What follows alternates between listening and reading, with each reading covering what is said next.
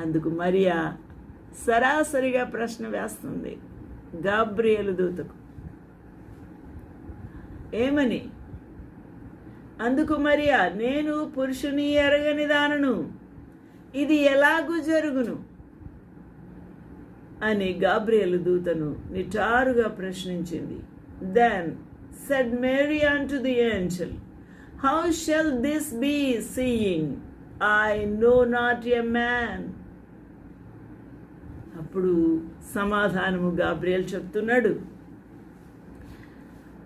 ఏమని చెప్తున్నాడు? దూత, పరిశుద్ధాత్మ నీ మీదికి వచ్చును, సర్వోన్నతుని శక్తి నిన్ను కమ్ముకొనును, కనుక పుట్టబోవు శిశువు పరిశుద్ధుడై దేవుని కుమారుడు అనబడును, దేవుని కుమారుడు అనబడతాడు. ఎంత బాగుందండి. హల్లెలూయా. పుట్టబోవు శిశువు